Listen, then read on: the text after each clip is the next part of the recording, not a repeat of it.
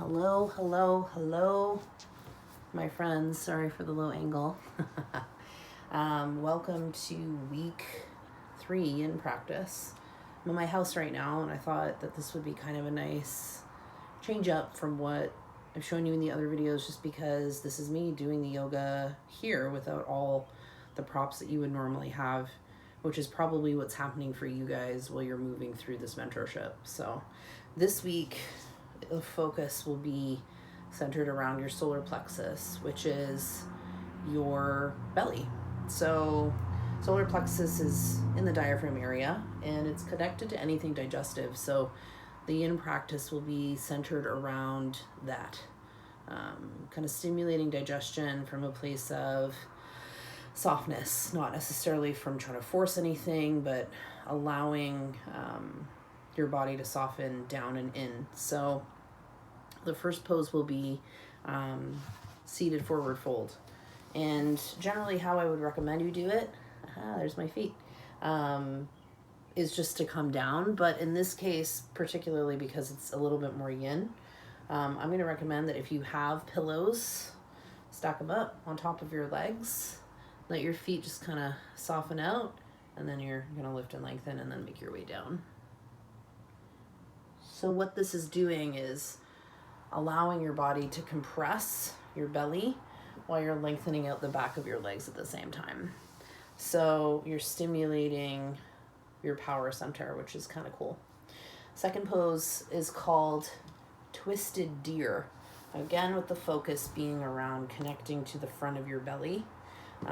So what you would do essentially is set up similar to half pigeon, in that your front leg, or in this case your right leg, will be as parallel as you can get it to the front of your mat.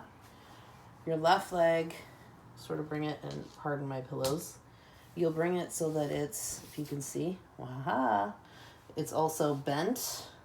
Okay, so left leg is sort of parallel to the front of your mat too, and then your knee is in line with your ankle. Okay, so you'd set that up, and then lift and lengthen your chest and start to make your way forward. And then from here, you're just gonna walk your hands over towards the right corner of your mat.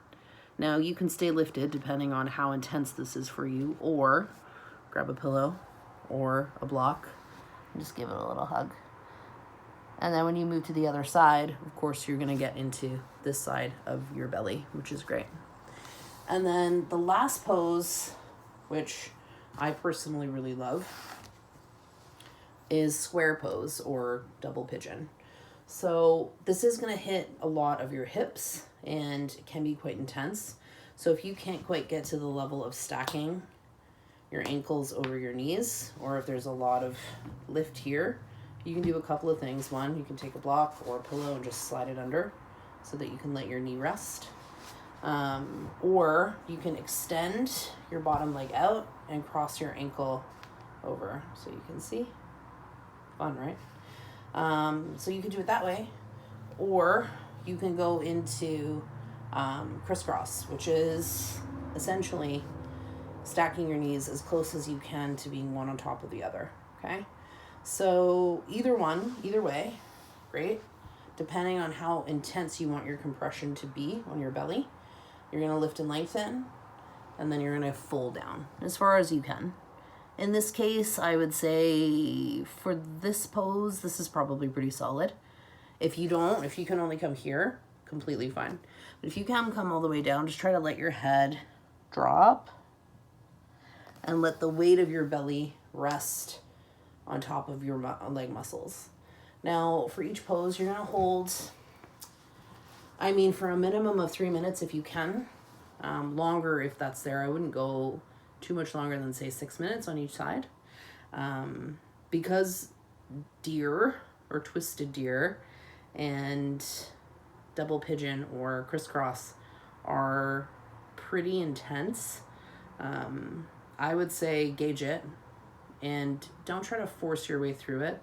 But if you can lean into the practice and just let it kind of unfold as it's meant to, as with anything, it will get easier.